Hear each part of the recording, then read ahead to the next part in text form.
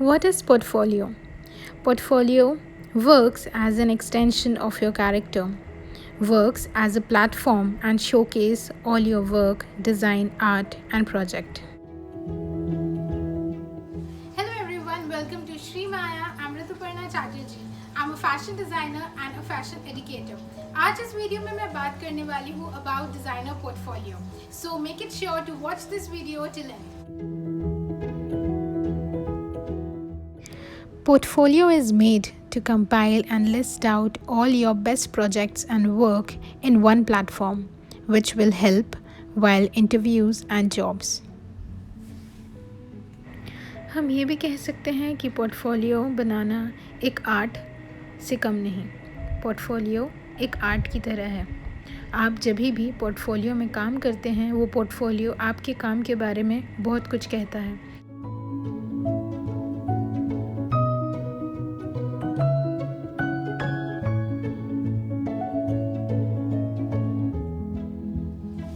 बात करते हैं कि हम डिज़ाइनर पोर्टफोलियो कब बनाते हैं। डिज़ाइनर पोर्टफोलियो एक्चुअली तब बनता है जब आप कभी किसी इंटरव्यू के लिए अप्लाई करते हैं या जॉब के लिए।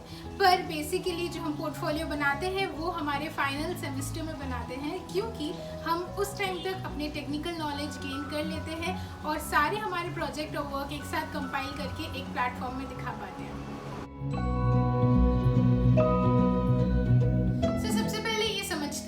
पोर्टफोलियो अलग अलग टाइप के कैसे होते हैं और आपको किस तरह अपना मोटिव चूज करना चाहिए before you start making your portfolio.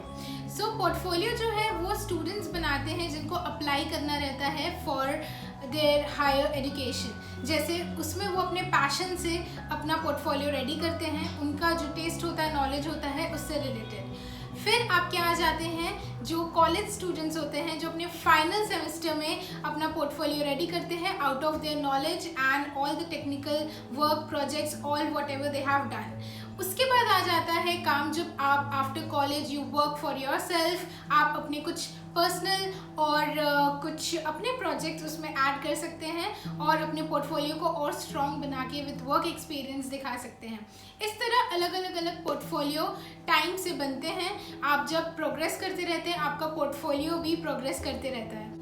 हम यहाँ पे और एक बात करेंगे जो पोर्टफोलियो में हमको ऐड करना चाहिए, वो होता है हमारा जितना भी वर्क एक्सपीरियंस हमने किया है, like apart from jobs and all that activities. उसके अलावा जिस तरह अगर आपने कोई एग्जीबिशन में पार्ट लिया है या फैशन शो में पार्ट लिया है या किसी वर्कशॉप को अटेंड किया है, कोई प्रोजेक्ट बनाया है, तो आप वो सारे अपने वर्क सर्टिफिकेट अपने पोर्टफोलियो में ऐड कर सकते हैं। वो सारी चीज़ आपको प्लस पॉइंट देते हैं। पोर्टफोलियो के और भी कैरेक्टर्स हैं जैसे थीम पोर्टफोलियो, पर मैं उसके लिए ज़रूर एक दूसरा वीडियो बनाऊंगी क्योंकि वो काफ़ी बड़ा सब्जेक्ट है। अब और एक चीज़ जो मैं आपसे शेयर करना चाहती हूँ वो ये है कि आजकल हम पोर्टफोलियो वेबसाइट के थ्रू भी बनाते हैं और उसको मेंटेन करते हैं। साइड बाय साइड हम सोशल मीडिया को भी हमारे पोर्टफोलियो के लिए यूज़ करते हैं। जिस तरह से आप इंस्टाग्राम में अपना professional and business portfolio maintain कर सकते हैं, जो बहुत ईजी होता है उनको एक्सेस करना, देखना और उसका अपडेट समझते रहना। Now we will talk about choosing your right subject. इसका मतलब ये है कि हम जब भी अपने पोर्टफोलियो बनाते हैं तो उसमें ये ध्यान रखिए कि हमारा जो सब्जेक्ट है, जो सब्जेक्ट में हम स्पेशलिटी गेन करते हैं, हम वही सब्जेक्ट अपने पोर्टफोलियो में दिखाएं। इससे ये होता है कि हमको प्रॉपर नॉलेज रहता है उस सब्जेक्ट का, क्योंकि हमारा इंटरेस्ट है तो हम ज़्यादा अच्छा वर्क करते हैं। बहुत सारे सब्जेक्ट्स हमारे सामने आते हैं जब हम प्रोफेशनली कोर्स में इनरोल करते हैं, बट ये ध्यान रखें कि आपका जिसमें इंटरेस्ट है आप उसी पे फोकस करें। ज़रूरी नहीं है कि सारे सब्जेक्ट्स आपको पोर्टफोलियो में दिखाना हो।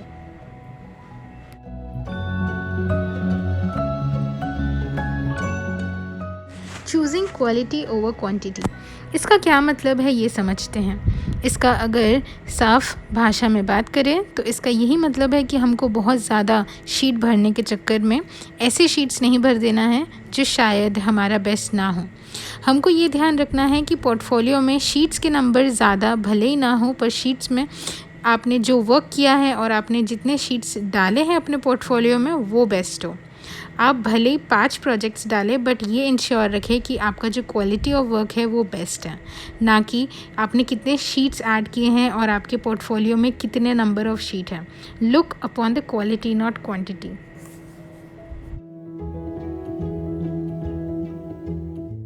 Yes, now we are going to talk about the first impression. First impression का बहुत ज़्यादा इंपॉर्टेंस होता है जब आप अपना पोर्टफोलियो बनाते हो। इसका ये मतलब होता है कि जब जो भी आपका प्रोफाइल पहली बार के लिए देखता है, आपका पोर्टफोलियो पहली बार के लिए देखता है, उसका इम्पैक्ट हमेशा इंपॉर्टेंट रहता है। तो आपको ये चीज़ का ध्यान रखना है कि जो आप पहले कवर्स पे लगा रहे हो, आप पहले जो शीट्स यूज़ कर रहे हो इन योर पोर्टफोलियो या डिजिटल प्लेटफॉर्म में हो, तो आपका जो पहला प्रोजेक्ट है, पहला काम है, वो बहुत ज़्यादा अच्छा होना चाहिए, क्योंकि पहले इंप्रेशन का इम्पैक्ट बहुत स्ट्रॉन्ग होता है। Now here we are going to talk about layout, size and formatting. अब जब पोर्टफोलियो हम बनाते हैं तो इनका ध्यान बहुत ज़्यादा हमको रखना है कि लेआउट जो है वो थ्रू आउट पोर्टफोलियो में आपका सेम रहे, चाहे आप हैंडमेड बनाएं या डिजिटल बनाएं। आप जो भी फ़ॉन्ट यूज़ कर रहे हैं उसका साइज़ सेम रहे, किसी भी तरह का अलग अलग फ़ॉन्ट हर अलग अलग शीट्स में यूज़ ना हो, सेम टाइप का फ़ॉन्ट यूज़ हो, सेम साइज़ का यूज़ हो, हेडिंग के लिए पर्टिकुलर फॉर्म और बॉडी के लिए अलग पर्टिकुलर फॉर्म मेंटेन हो पूरे आपके पोर्टफोलियो में। प्लस जो आप कलर्स यूज़ करो, आप साइज़ यूज़ करो, वो सब सही होने चाहिए। जैसे मैं आपको एग्जांपल देती हूँ, जैसे ये कुछ हैंडमेड शीट्स हैं जो मैंने मैक्रम के ऊपर बनाया हुआ है, जहाँ आप देख सकते हो कि जो फॉर्मेटिंग है शीट का मैंने वो सेम रखा हुआ है। It means that I have given this black border in each and every sheet, जो बहुत ज़्यादा एक स्टैंडर्ड क्रिएट कर रहा है और एक लेआउट पे मेरा पूरा मैक्रम का जो फाइल है वो वर्क कर रहा है। तो आपको इस तरह से एक रेगुलरिटी मेंटेन करना चाहिए ताकि आपका जो फाइल है वो ज़्यादा अच्छा लगे, आपका पोर्टफोलियो ज़्यादा प्रेजेंटेबल लगे। बहुत इंपॉर्टेंट और एक ये चीज़ है कि आप जो कलर चूज़ करो अपने मे बी डिजिटल शीट का या फिर हैंडमेड शीट का, तो आपको कलर बहुत वाइसली चूज़ करना है, बिकॉज कलर जो है वो कॉन्ट्रास्ट होना चाहिए। इवन अगर आप किसी शीट के ऊपर कोई पिक्चर स्टिक कर रहे हैं या कोई स्वॉच स्टिक कर रहे हैं या कोई कलर्स आप उसमें शो कर रहे हैं, तो ये ध्यान रखेंगे कि ऐसा बैकग्राउंड हो आपका और फोरग्राउंड हो कि आपका जो राइटअप है या कंटेंट है, इमेज है, वो अच्छे से उभर के दिखे। और एक चीज़ पे हमको ध्यान ये रखना है कि जब आप पोर्टफोलियो बनाते हो तो साइज़ का थोड़ा सा आपको नॉलेज होना चाहिए। मुझे ऐसा लगता है पर्सनली कि अगर आप साइज़ जो है वो ऐसा चूज़ करें जो काफ़ी हैंडी हो, इजीली आप अपना हाथ में उसको लेके आराम से उसको आप देख सके, वो साइज़ मुझे लगता है कि ज़्यादा इजी होता है to handle and to watch it comfortably. अगर आप बहुत ज़्यादा बड़ा साइज़ ले लेते हैं फाइल का and maybe it's not that easy to look throughout the file comfortably, तो मुझे ऐसा लगता है कि हैंडी होना ज़रूरी है। आप जब शीट्स यूज़ करते हो हैंडमेड पोर्टफोलियो के लिए, तो आपको शीट्स के नॉलेज होना ज़रूरी है।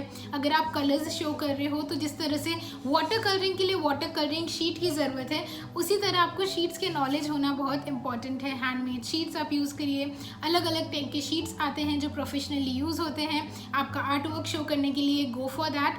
एंड इवन जब आप डिजिटली जाते हैं तो ट्राई टू मेक श्योर कि आपको प्रिंट आउट अलग अलग तरह की शीट्स होते हैं उनका आपको नॉलेज हो, उसका साइज़ का नॉलेज हो, किस तरह से आप प्रिंटिंग क्वालिटी को बेस्ट दिखा सकते हैं अपने पोर्टफोलियो में टू हाईलाइट योर वर्क। तो ये चीज़ों का आपको ध्यान देना है to make your portfolio work excellent. जैसे मैं आपको कुछ टिप्स दे देती हूँ साइजेस को लेके। जैसे मुझे ऐसा लगता है कि A5 साइज़ बहुत ही ज़्यादा ट्रेंडी है और बहुत सही लगता है। It's really small but I think it's damn handy, और अभी जो डिज़ाइनर्स हैं specially they are actually working on that, so वो आप जा सकते हैं। A4 size is the standard size, even A3 box and A3 square और A3 size is also quite largely used by the designers to create their portfolio. So you can go for this size and definitely your portfolio will look amazing.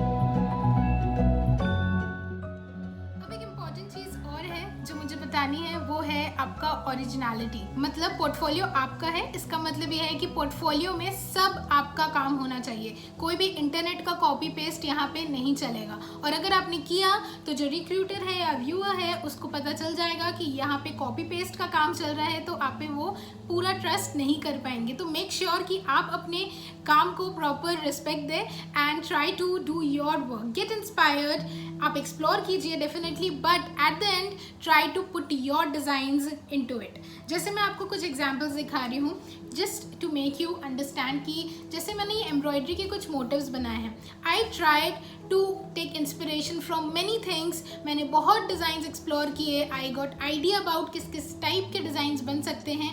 जैसे ये वाला जो embroidery है इसका नाम है spider web. तो spider web के लिए मैंने देखा कि हाउ मोटिव्स कैन वर्क, तो उसको एक्सप्लोर करने के बाद I came up with my own design, जो आप देख सकते हैं यहाँ पे मैंने जो डिज़ाइन क्रिएट किया है, this is my own design. तो आप इसी तरह से अपने पोर्टफोलियो में अपना डिज़ाइन यूज़ कीजिए, अपना कलर्स यूज़ कीजिए, try to play with different colours. अपना जो काम है उसका इम्पॉर्टेंस बहुत ज़्यादा है, क्योंकि वो एक लौता होता है और वो उसका दूसरा कहीं कॉपी आपको नहीं मिलेगा, क्योंकि वो आपका ओरिजिनल है। तो please keep it in mind कि अगर आप अपना पोर्टफोलियो बना रहे हो तो make it original, make it yours and don't make it a replica of something else. So give respect to your portfolio and make your own.